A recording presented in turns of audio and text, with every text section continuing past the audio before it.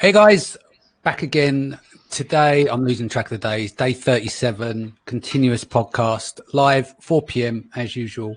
Got new lights in the background, as you can see. Being clueless about set them up, and the instructions are fucking useless. So basically, it might look like I've got a Christmas tree going off in the background, and it's meant to be purple. But anyway, we are here with Lazar, George, and Jelena. How you doing, guys? You good? Very good, thank you. Yeah. Hey, pretty well. Excellent. Right, Lazar, do you want to give a little introduction to yourself, please, my friend? Yeah, my name is Lazar. I'm the owner of Seller's Alley, Amazon PPC agency. Basically, that's the shortest you can go. Okay, you want to elaborate on that just while I'm sharing to groups? Because I need to of course. Yeah. Of course, I'm into PPC for around 10 years now, and into Amazon PPC for around last 5 years, and agency is up and running for a year or so at this point, and it has 15 people fully dedicated to Amazon PPC. We work from the office when there is no coronavirus, and we're fully focused on Amazon PPC. Excellent. Okay, George. Okay, I'm George. I'm loving the hair though, George. You've got to say, let's take the elephant. Let's take the elephant out of the room. The barbers are closed. We've been on lockdown. We need to get you some clippers, yeah? You're growing so fast, it's a bit annoying. But I'm George, founder of Clear Ads. Have been running as an agency since 2011. I've been in paid advertising since 2009 myself. We deal with Amazon, mostly Amazon sponsored ads, Amazon DSP. We do a bit of Google ads, not out of choice. We get forced that on us, and we're about to look to jump into Walmart as well. So cool. I'm just going to say, Jelena, let's do your intros, and then we'll say hello to the people in the comments and who we're here live with. Yeah. Sure. I'm Jelena. I'm the owner of Amazonia PPC, which is an agency dedicated to product listing optimization and PPC campaign management, shortly put. Excellent. Right. So Hasing says hello. Juan says hello, Masters. Good to see you again. Kidamoto said good afternoon, ladies and gentlemen. Great to be here again. Andrew, hi everyone. Loving these sessions. Thanks, Danny. Elchin's here. Hi all. Nice to see you again. Lawrence, hi team. Great to be watching you live today. Tiff, morning to you as well. Henrietta's back. Thank you, Danny. And guest Etienne's here. Hello, guys. Tusia is here. Good to see George Meressa. Hello from Singapore as well, which I think is Selvin, but his name hasn't come up here. Annalise is here. Hello, all. Daniel Newman, listening while painting the house. Cool. Danny O'Donnell says ahoy. Sahal is here as well. Hi, everyone. Let's have a look in the feed as well. Pat Taylor is here. Elchin, Tiff recovered, Etienne. Yes. Okay. Right. So first things first, do you want to kick off the show? Observations, talking about the delays and stuff that's going on, specifically in Europe. Sure. A lot of things have been going on lately. We're just kind of try to grasp them, write them down, and summarize them into some conclusions. Weird things are going on, price gouging claims, for example. We've seen some of our clients get their product listings suspended, even though they haven't even changed the price at all. So we looked into these price gouging claims that Amazon's been making, and they supposedly are considering everything that's above 30% from what's considered average for that specific product is price gouging, even though you haven't changed your price for months. And that's something that they are being very unclear about, and pretty aggressive. They just shut it down, and then you have to wait for weeks for seller support to actually help you with anything, any information, any of that. Also, recently we heard from some pretty serious experts in this industry that publicly Amazon is using sellers' third-party data to build their own competitive products, which is pretty something that we already kind of knew, but it wasn't that. It's gone. Wall Street Journal covered it, but it's not exactly old news. That shit's been happening for years. I've mentioned on the show before. One of my friends is an 8-figure seller, Amazon brazenly walked into her factory with her product, and says, "Can you make this for $1 or $2 cheaper?" And he basically said no, because he does so much business with her as well. But that's how blatant he was. Yeah, it's becoming more and more open lately. So that's like another thing. Also, what we noticed is that they're waiving fees for a couple of, let's say, 2 weeks of worth of stock lately for a lot of countries. So this is a way of justification of delays that they have in deliveries. For example, I am waiting for a product that I ordered from Amazon UK for like weeks and still hasn't arrived yet. The situation in France, French workers in Amazon warehouses, they have unified and they have sued Amazon and they won in the court. So the whole market is being basically shut down. Spain and Italy, with the death toll of the virus that they have, completely have really, we've seen really sharp drop in sales for almost all accounts that sell in those markets. And also in the USA, one of the main issues our clients are complaining about is that they, now that they've lifted this prioritizing of the products, not only priority products can ship, but everyone else can ship also, but only 20 days worth of stock. So that makes scaling of the accounts that much harder. So basically we are working pretty intensely lately to collaborate with the other team members of our clients to make sure that we have this inventory management under control as much as we can, because some of them, they're waiting for their stock for months to arrive from China. And there's one part of that we can plan, and some of that we just can't control if the borders were closed or open and all of that. So basically, that's why I suggested that this might be one of the topics for seller sessions, because I think that some people might find it useful and share our experience, how we navigate through all of this. Well, with this has been going on for a while, and we know that if people click through from the ad through to the page and they send like a 2 or 3 week lead time, it's killing in conversions, right? Because they'll just jump and go to the next one, which will sometimes say this, or in most cases say the same thing. There has been a lot of recovery, not so much in Europe, but in the US, there's been improvements on timelines. Something I also brought up and showed before is that sometimes people are seeing a 3 week timeline, but let's just say the facility center's near New York and you're searching in New York, it might be 2 day shipping. So it can give an illusion because of where the stock is held. So where you're looking at to where other people are looking at is that the lead times are different, so that you have to account for those judgments, but it's hard without going state to state to do those searches. Yeah, and about the conversion rates, it was only temporary, I think. We've seen conversion rates rise overall, especially lately, because I think the customers are now adapted to this new situation, and this whole thing is going to work a little bit differently, and we've become more tolerant towards that, with the exception of things you really need fast, like toiletries, food and supplements, stuff like that. That's really, really essential right now. Yeah, no, exactly. Anyone want to pitch in on their experiences? George, what have you been seeing in terms of delivery delays and what's going on with your clients? I know you do mainly DSP, but still. Yeah, and I think Amazon's trying really hard. They're trying to keep up with what's going on, and we're seeing delivery dates change to a few weeks, then it's all of a sudden the next day it's okay again. And that's what we've been seeing. Well, that's mainly across the UK. I've purchased some stuff on Amazon recently, and it's come the next day when it shouldn't have. So they're trying to, I think, manage expectations as well, giving you the longest period of time of when products could appear. So in terms of the DSP stuff, it's not had that much of an impact. We've actually had to shut off 3 of our DSP accounts last week because they've just sold out of all stock completely. Another issue we're facing now is getting stock back in. So that's kind of some of the issues we've been facing with. Lazar, what about you? Yeah, well, definitely for a couple of weeks we had a huge impact on some accounts.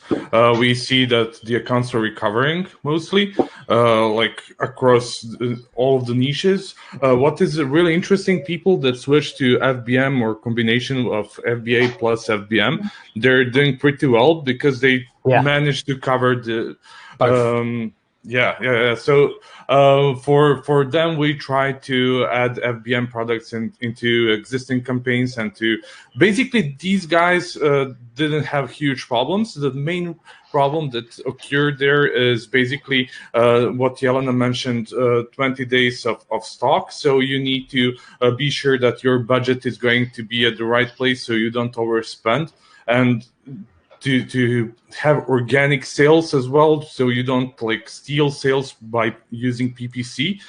And also many people ask, should we pause PPC at this point? And the idea was not to do it. The answer is that depends. Should we pause? Yeah. Just like always, it depends. Yeah, so one of the things that I'd like to mention there is when you're getting out of stock. In the past, you had all of the campaigns automatically being paused, but with headline search ad change a couple of months ago, I strongly suggest everybody double check their headline search ads or sponsor brand ads to see if they're running just for their logo or one or two products instead of all three. So that's one of the things that I would definitely first check at this point. Cool. A couple of things just come up. Cyb says inventory restock changes from day to day. One day allowed to ship 200 SKUs. Next day is free. What the fuck? Question mark. Anyone seen that? So he said WTH, but I kind of spell it out. But yeah. I can't answer on this because a lot of my clients have kind of just been so fed up with FBA recently. They've just gone FBM, and that's been kind of the solution they've gone with. And those that I have got on FBM, it's just been consistent, nothing but consistent sales since what's happened, and obviously in the right spaces. So yeah. Andrew Kramer's coming. Quick hint for new ASINs, 50 units restriction. Open 10 tabs, creating shipments for that ASIN, and then simultaneously open multiple shipments. Not bad. Should we switch it up? Where do you want to go next? We're going to talk about the Lazar. Do you want to talk about the changes of sponsored brands? Yeah, of course. I'm looking forward to it. That's something that is changing like constantly, and in a couple of last months, Amazon introduced a lot of stuff when it comes to headline search ads, formerly known headline search ads, now sponsored brands. So one of the things that is new is definitely Store Spotlight with mobile only, and also video beta ads. That's something that is completely new. One part of the things that there is, you can advertise up to 100 ASINs there.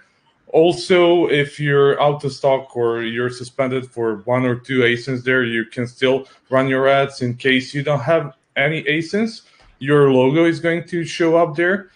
And I know that a lot of people used to change their main image with lifestyle image or product image. Now, what we are seeing in our agency, most of the times those campaigns are being rejected, so you need to use your logo. And what is interesting is that we used to do it because when you go to your cell phone or your mobile device, you check your headline search ads and you have like different size of the ad.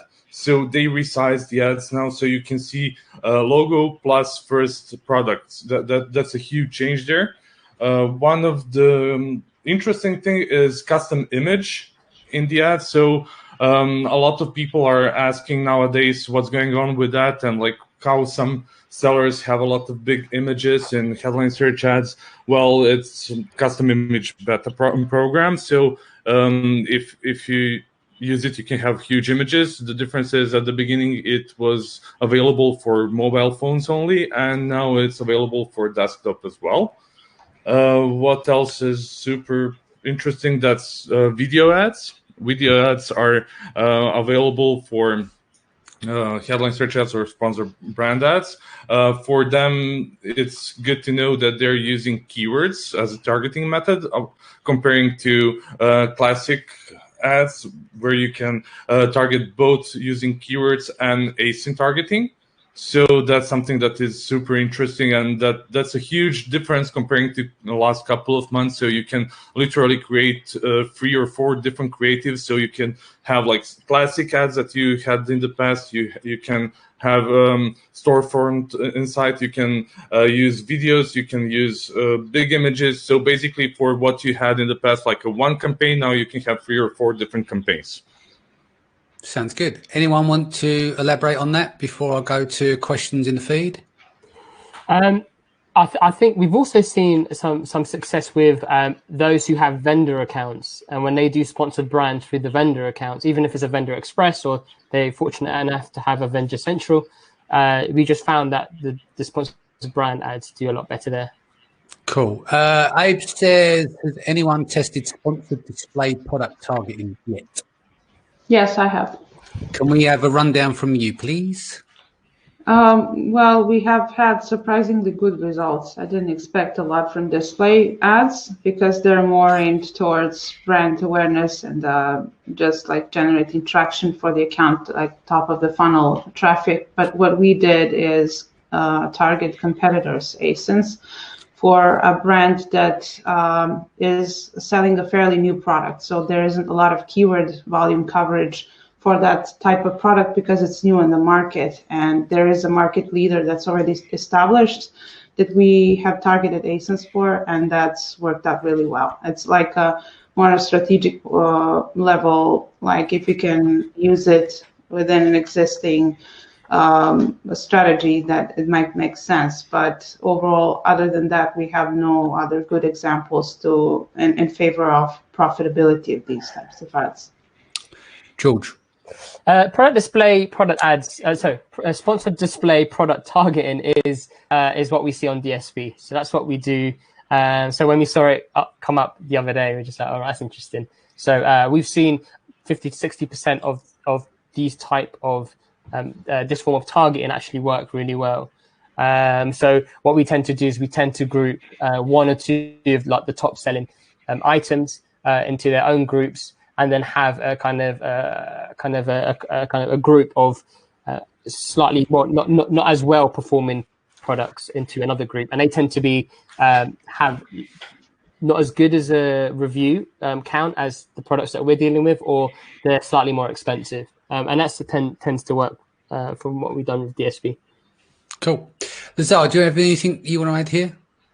Yeah, it's a great way to do cross targeting as well, like to do cross sales. So you don't necessarily need to advertise your product on other products that are in the same niche, like the same exact product. Maybe they go well together, like complementary. So it's all about A/B testing, and as you say, it depends. So it really depends if you should target just your main competitors, because you cannot afford to outbid them for the main keywords. So sometimes you really try hard to overtake the main position for certain keywords, but you cannot afford it. So you do async targeting, and that's one of the ways how to do it. And also, if those guys that you're targeting are doing cross targeting of their products, basically doing defensive campaigns, maybe you should expand further and so on.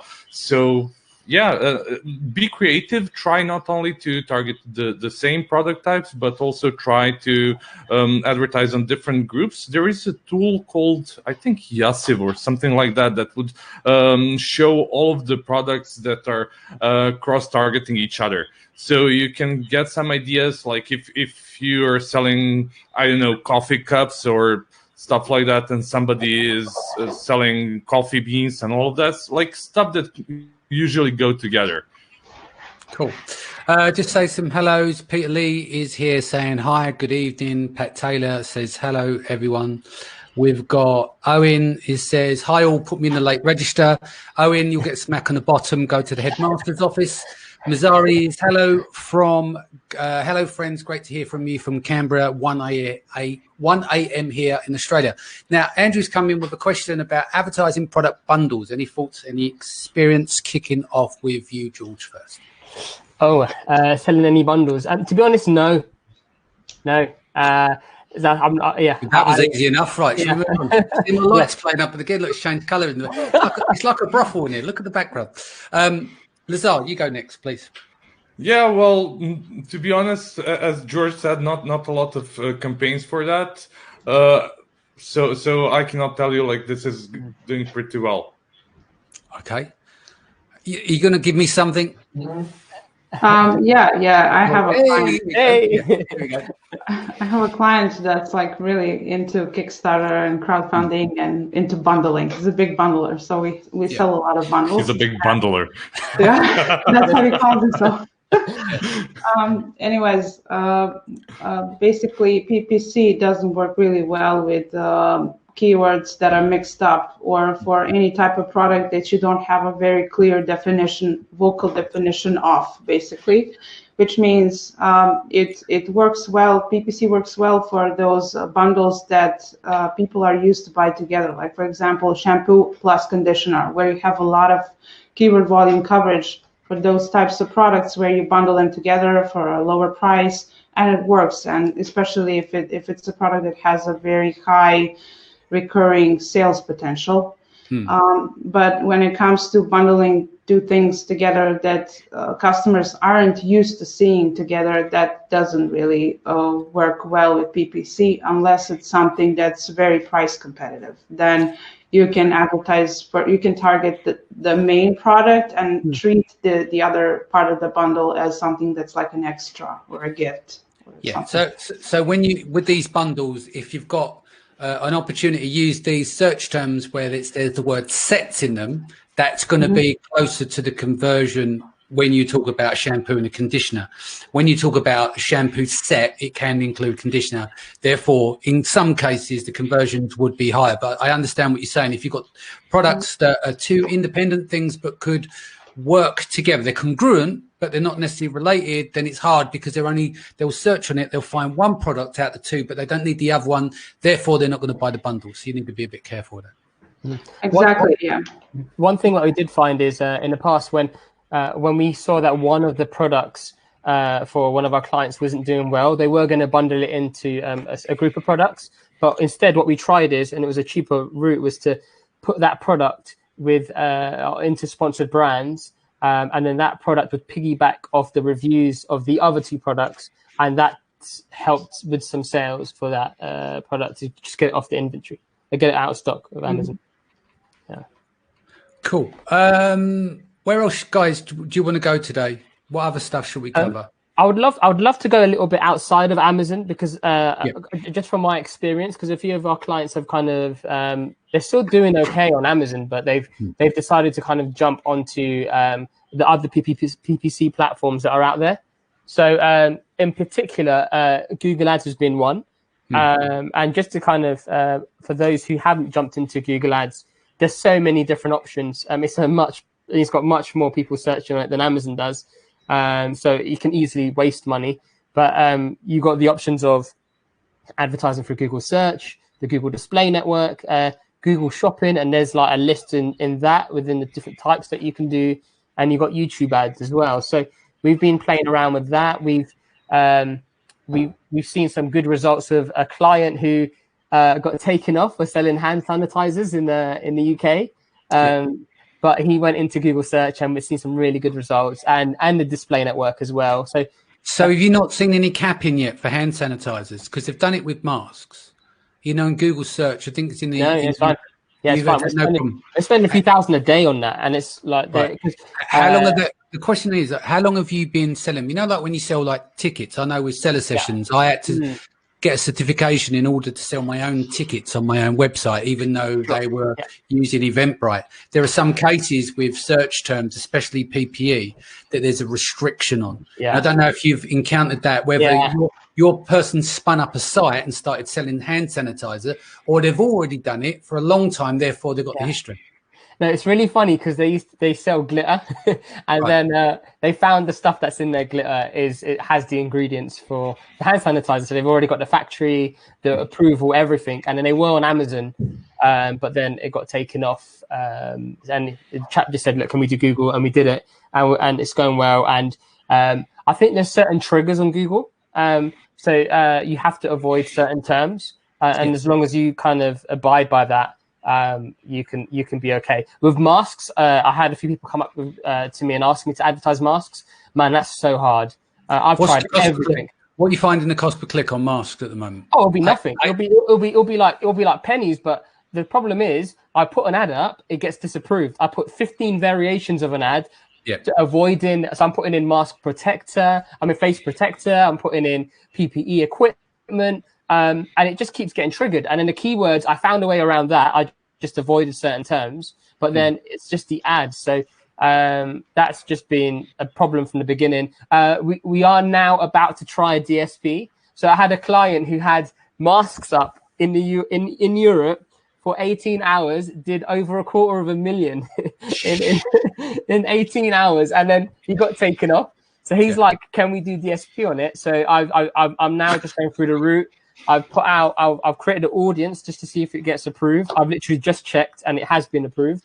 The next obstacle is the ad. With the ad to get it to the website be approved. Now, if that's approved, then he's laughing. But just that's kind of where we're at the moment. So we're just trying to find different routes around this, because there are some people advertising. I don't know how they're doing it, and it's kind of killing me because I don't know how they're doing it. But like they are, if you search on Google, they're appearing. They were appearing when I checked anyway. Sure.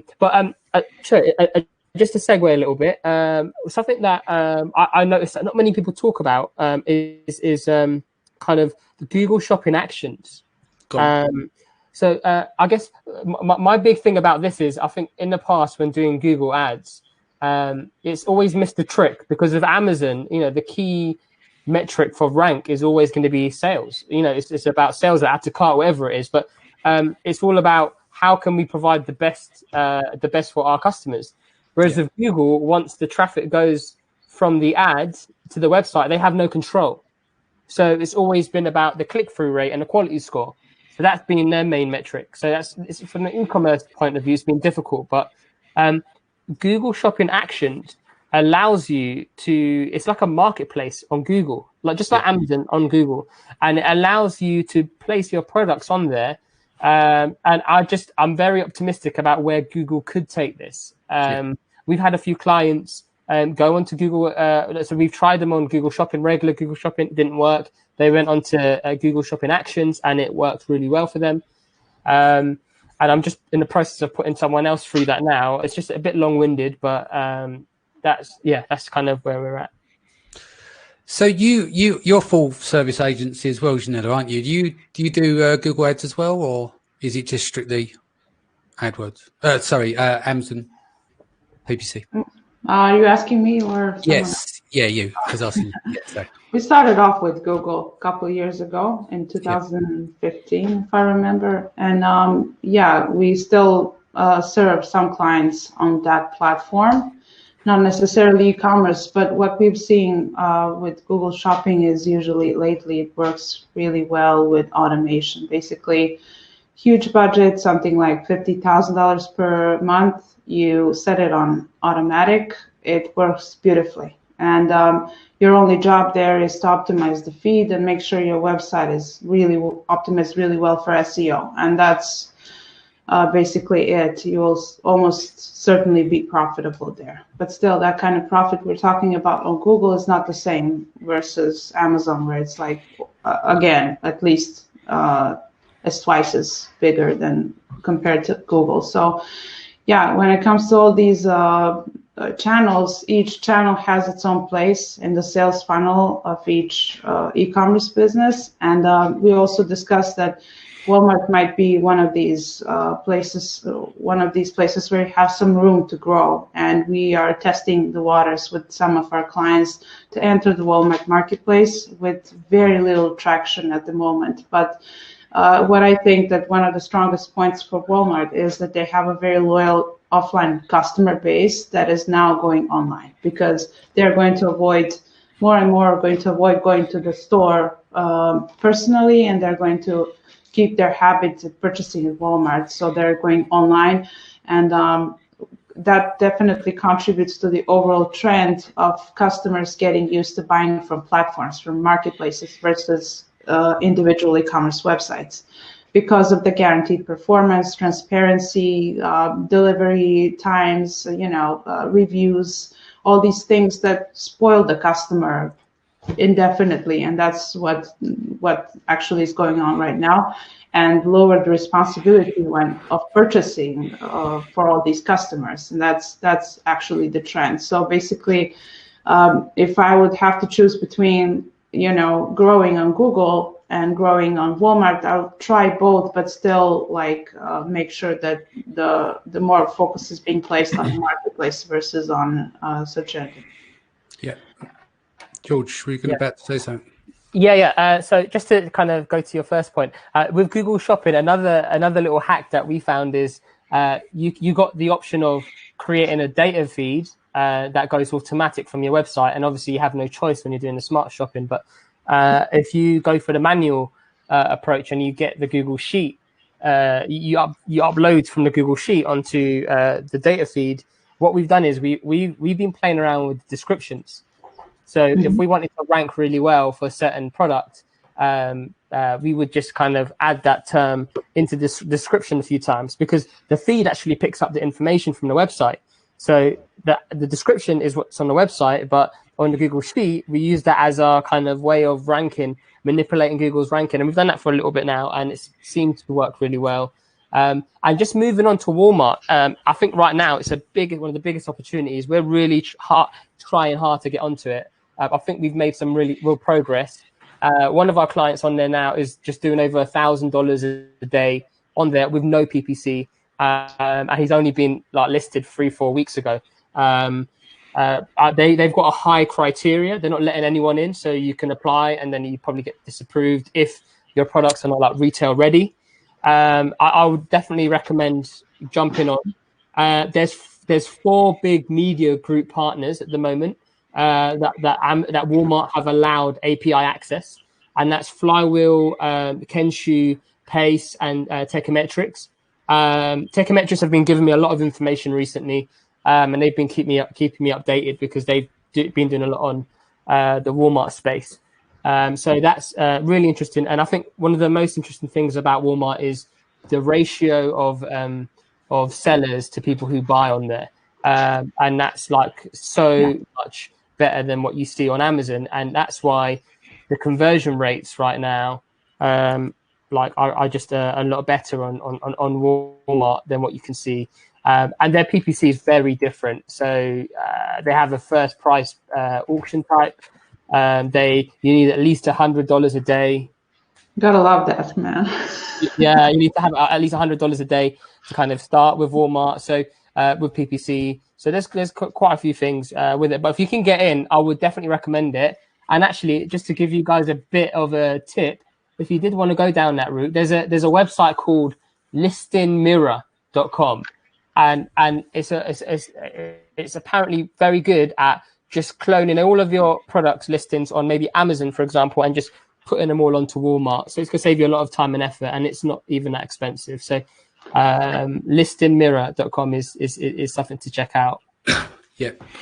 What I've seen, sorry for jumping in. What I've seen from our clients, people that are doing pretty well on Amazon, getting some bestseller badges or getting deal of the day on Amazon, they usually get easily listed on Walmart, and they are approached by Walmart and they get an email would you like to sell on our platform as well? And as you mentioned, for PPC, it's what used to Amazon was comparing to Google. Now that's something that is Walmart. Gotcha. Just going back to the feed here, Site B says, is Walmart FBM only? Michael Comeback said, yes, we use third-party deliverer with 2 R's. You get a badge for using them as well. Michael Comeback and has said, and CAO Walmart is different from the USA. We had to apply separately for each, just for your information. Going back to Tiv, she said, what percentage does Google take? Well, it's a pay-per-click platform, unless you want to reframe your question so we can answer that. Henrietta says, I'm getting my Google Shopping. A few products are still pending, but thanks to Andrew Kramer here in the feed. Joe says, hello. Who else we got? Ali's here. Leo Lemon, hello, mate. Haven't seen you for a while. Hope you're well. Alex is here. Leanna is here. Ian Page is here. Jason Chu is back in the room. Abdul is here. Roland is here. Simon's here. Nigel, Kirsten, Ebru, Ahmed, Nelia, and Mazia here as well. I'm just trying to think, is there anywhere else you guys want to go? There's got quite a lot to run in terms of time. Normally we do an hour, but is there anything specific? Because I was going to float something by you guys, which is in DSP, and I kind of covered this in Prague. What would it be like once it hits Seller Central to be able to target by location? Worst case scenario, state. What a dream that would be. Let's talk about all the opportunities that you can have there, including if you can actually see where your stock is, the facility center, and you can target in those areas, that would be super fucking powerful. And I guess that's a platform that for those, I'm sure everyone here has been playing around with Google, has just been a common kind of feature that we've kind of got used to, was spoiled with, and the fact that it's not on Amazon is a bit it's just a bit kind of frustrating. But once that comes into Amazon, yes, like you said, if they can also integrate that information about where you have the majority of your stock, you can create separate campaigns for separate locations, and you can push those locations that have more inventory. The possibilities with that is endless. Yeah. Lazar, dream to have that? Yeah, that would be awesome. And also, I would think about the opposite direction as well.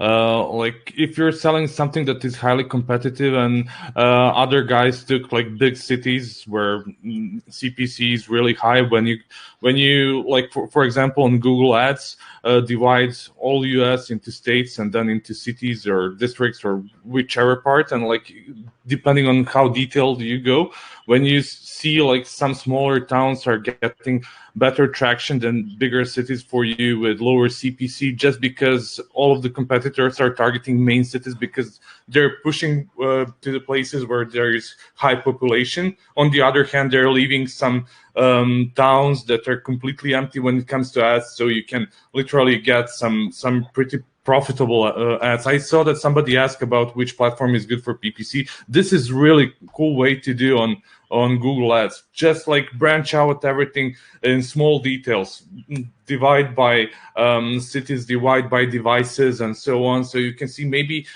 for some smaller place and I don't know, mid-US with cell phones, you can get really good conversion comparing to targeting in LA where everybody is targeting basically.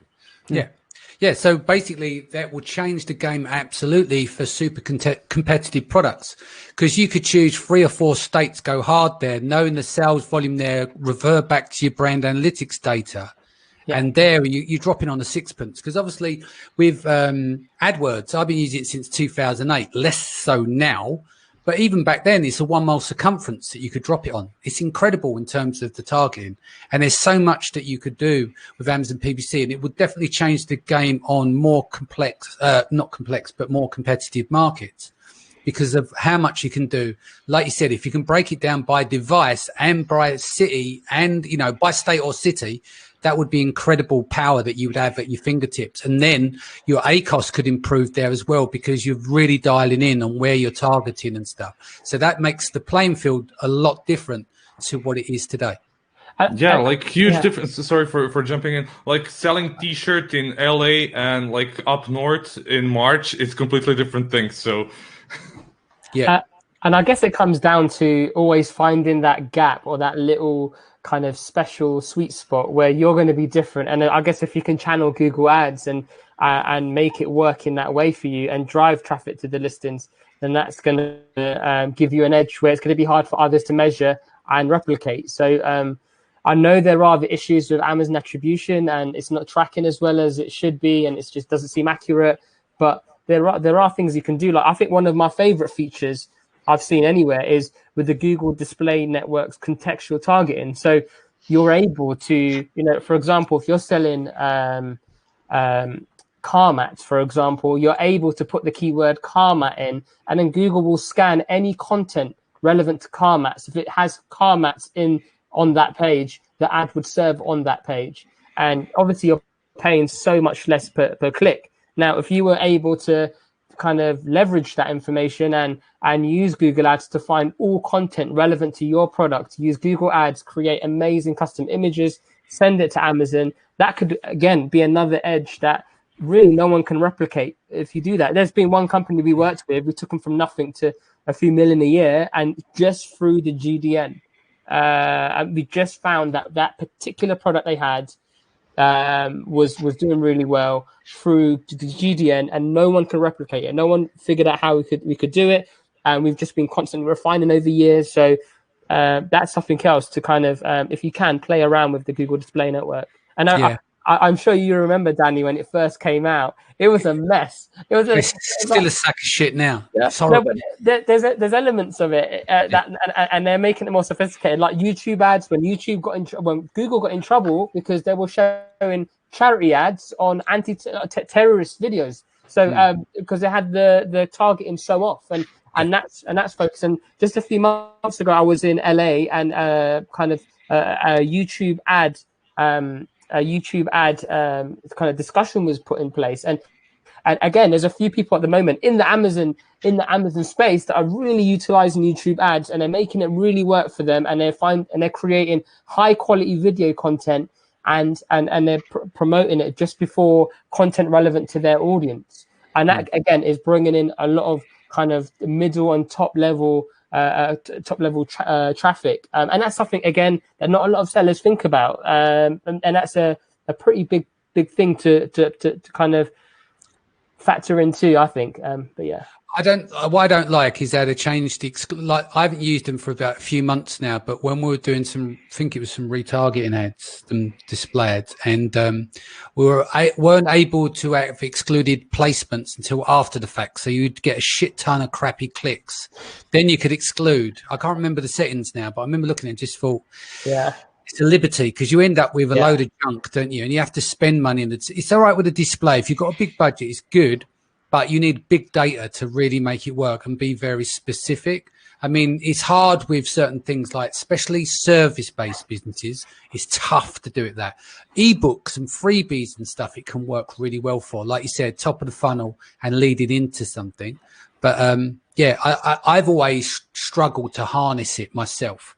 I've attempted a lot of stuff with it, and I never really managed to harness it as well as I could. What would you suggest? Because Henrietta's asking what suggests Google Ads to target your Amazon products and stuff. I'd definitely say if you've never used the display network, don't just go in with your products. You need to set up the lead first before you go down the funnel. So content first and then lead in. Yeah, and I guess one of the most foundational things about anything you do with Google Ads, especially if you're doing it to your website, and more importantly, your website than Amazon, is ensuring that you have Google Analytics in place and ensuring that the e-commerce tracking is installed and enabled, because without that, you're flying blind. And I'm only saying this because so many accounts I look at, it's just done wrong, or it's just not being implemented, and they've been throwing money onto the ad spaces and not really getting much. So ensuring that's in place is going to be key. Yeah. Michael says here, what platforms for PPC ads other than Amazon perform the best for products under 20? Snap, FB, Pinterest, Google Shop, etc. I'd always say to any product that's $20 or lower, unless you've got something super unique, you're never really going to recover there. It needs to be a consumable product, because you need to use long-term value of a customer. It's very difficult to break even and make money at the 20 quid, because that's at the bottom end. Your product's going to work much better if they're $40 and above. And then you can dial in there as regular customers. But it's going to be tough on your website without an established brand. Anyone else want to add to that? Yes, it's new. So like if you enter a new market, a new marketplace, like you said, and you're one of the only people doing it, and you can get away with really low cost per click bids, then it's going to be worthwhile. But you're right. In a lot of these seasoned PPC platforms, it's really difficult to kind of justify paying 50 cents or 50p a click if your product is below $20. And another place to also never underestimate is Bing ads. Don't ever underestimate Bing ads. Bing ads get such a small fraction of traffic compared to Google, but actually it's been phenomenal for B2B products, and it's been phenomenal at, in terms of the price. Almost all the time, the average cost per click you pay through Bing is far less than what you pay through Google. So factor that one in too. Cool. And just to jump in once again, sorry. When it comes to Bing ads, people are usually super scared about doing Bing ads because they don't know how to set it up. You can easily export everything from Google Ads into Bing. It's like 2 clicks. Whenever you update something on Google, you update it on Bing as well. Yeah. Just the one thing I would say with Bing ads, watch out with the broad match, man. That will kill your account. Their broad match, when you look at the variations, they're like, how the heck is that keyword related to what you showed the ad for? So just watch out for that. It's a bit of a, we stick with phrase and exact and sometimes broad match modifier, but not much. Interesting question from Jordan here. What's the best Amazon PPC management software? Here we go. Spin up the debate. Who's going to go first? I'm going to hold my mouth. I'll let someone else speak first, and then I'll say what I always say. Software is only good as the person using it. If you don't know how to harness it, you could blow up your account, because the biggest problem that a lot of people make is they'll dial in to get the lowest cost per click as possible and then blow up their account. So it's not necessarily about the software. You met them, the PPC software, and the same with the agency. They can't polish a turd. If you've got products that are shit, basically, no PPC software or people are going to be able to save it. So product first. Then if you're going to use software, which you should do if you don't have the budget to use an agency or you're doing it yourself, the software should be used to do the menial tasks there, the heavy lifting, not the lateral thinking tasks. And you must know what the parameters are in order to use it. Lazar, I'll spin that to you now. I agree completely with you on that. Software is pretty good with some repetitive tasks, but all of that can be done through Excel. If you record a couple of macros, like for bidding or keyword harvesting, negative keyword harvesting, you can literally record your usual filters that you do. That's like 5 clicks to get to main keywords that you want to change bids or do whatever. You can record that, and whenever you bulk download the account, just click play macro and it's going to filter out everything, change bids in a manner that you want, or add keywords or add negative keywords, re-upload back on the account, and that's it. We manage thousands of products in the accounts and in single accounts just through bulk files, and it's working flawlessly. When it comes to software, I don't know what to tell you. I'm not a huge fan of them because I really like using Excel. When it comes to software, it's really good for that specific thing that it was built for. But not every software is doing everything that you want to accomplish. And PPC is super creative thing, and you want to do a whole bunch of different stuff or do a lot of A/B tests that you are not able to do using softwares. And also, every change that happens on Amazon, when it comes to Amazon algorithm, is going to affect your software, or changes like coronavirus or whatever is going to affect software. So every time when software needs to think, you need to jump in and fix the problem. Or if you don't do that, you're going to end up burning your money, basically. Yeah, so which comes down to you needing to know how the software works, and then you're using the software to do the heavy lifting tasks. Can I add to that as well? Is that okay? Yeah, of course. Great. So I guess we come over predicaments where clients come to us and say, hey, we're using this software. We want you to manage our account with this software. So we've had to pick up different softwares, and you'll be surprised that one software works for some companies and it doesn't for others. The main softwares that we tend to dabble in is Techimetrics, PackView, Perpetua, Zontools, and there's one more. There's one, Celix. Let's be clear. All great companies. I know most of the founders of these guys, great software. But my problem I see with people, especially newer sellers, is when they don't know about PPC, they go, don't worry, I'll get a piece of software and that's going to save it. It doesn't. You need to know how to harness it to get the most out of it. Yeah. And also PPC software, sometimes what it does is it gives you, so like for Techimetrics, we love using that because some of our accounts, because they get 100 orders, over 100 orders a day, it's difficult to like manually do it. And if you're working with smaller volumes, manually is going to be a good option. But when you're dealing with so much, some form of automation is gonna make your life easier. So they use it for that. And then there's some additional features like the share of voice, which you can't get through Amazon, that you can get through some softwares. So you can see the percentage of your ads serving. So it's impression share on Google, but it's share of voice on Amazon. So you got that information to contend with as well. And then so there's a few other things.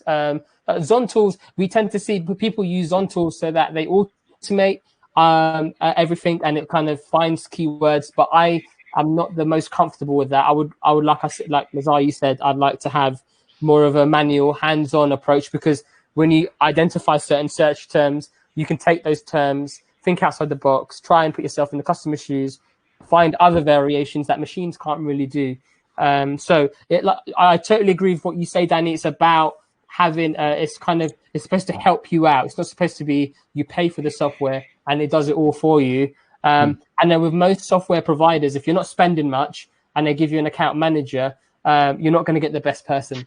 It's only when you start spending a crazy amount. And like you look at the big companies like Lego, and you think about Tommy Hilfiger and all those guys, they use these softwares, but they've got like this incredible account manager who is able to show them how to use it. So that's like the big difference. It all comes back to the same thing. Find great products in undiscovered niches with search volume. If you do that, then the PPC, in most cases, you could be the worst PPC person in the world. As long as you know the basics to create visibility and you get conversion, that's all that matters. You know, when you're using an agency like ours or the guys on the show or the software, we're talking smaller percentages in the difference that it can make in some cases. Depends on how your account's set up, but always focus on your products first. Make great products, and a lot of the time, the visibility end of the thing will take care of itself. Agreed, everyone? Agreed. Yeah. Should we bring you in? We haven't spoken to you for a while. Talk to me about software.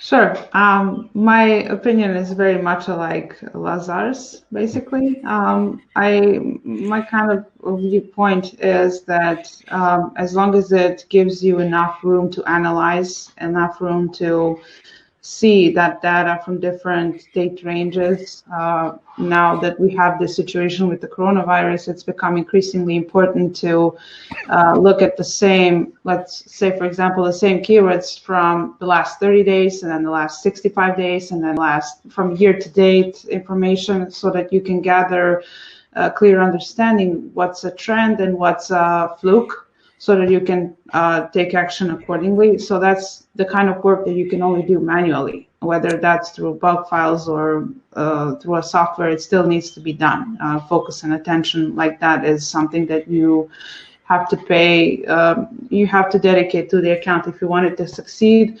And it also comes down to that topic of this today's episode, which is inventory management. So, for example, this software doesn't really know how much units of that specific SKU you have in your warehouse that you don't have in FBA at the moment, and whether it should slow down, whether it should really ramp up PPC sales, stuff like this really come down to communication between PPC manager and the rest of the team that manages the inventory. So things like these can't really be covered easily through software and effectively as well in specific situations like these. But generally speaking, hopefully when the world comes back to normal, I think that when it comes to automation, the future really lies in artificial intelligence and software backed by it, because that's the only kind of potential. That's the only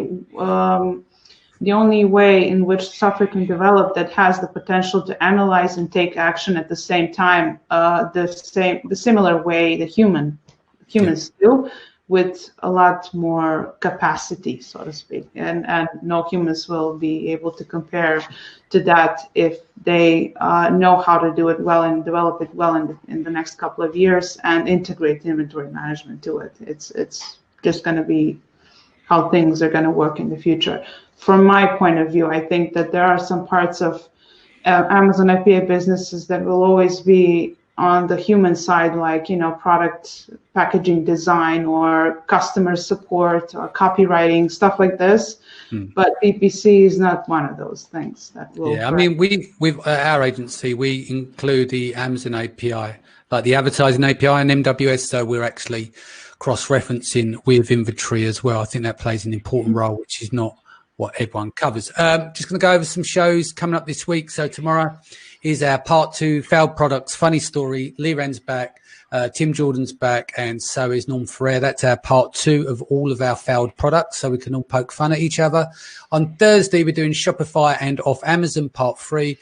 Joe Reichfeld back. Miro will be here as well, and George will join us as well to give us a bit more of a rundown in terms of AdWords. And then Friday, Steve Simonson's back as the co-brand Awesomers versus sellersessions.com. Saturday is our return to Women of Amazon. This week is a profile in-depth interview with Isabella Hamilton. Sunday is a Mindset Sunday. Again, Lee Wren's back. We're going to be deconstructing Naval in part 2 of the tweet storms from his podcast. George, how can people reach you, mate? People can reach me by going onto my website, clearads.co.uk, and that chatbot will come up. Someone will respond as long as it's during like the working day or a little bit later.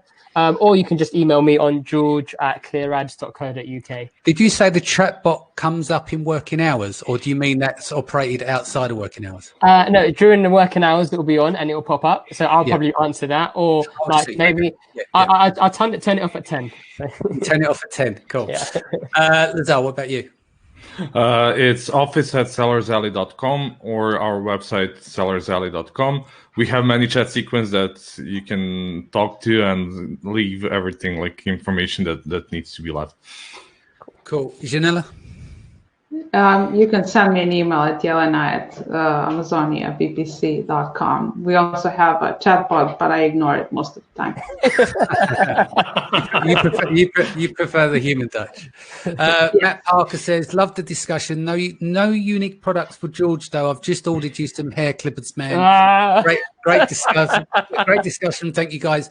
Matt, thank you for everything you're doing in terms of the donations. And I know you sent, and George as well, for my the donation matching for the masks for the NHS and stuff. Thank you. Just want to say thank you to those. You two, Matt Parker and George have both donated to the 3PL so we can get them out in the front line. Also to Howard, Ty, Peter Lee and a few other people that I want to say thank you for the mask donations.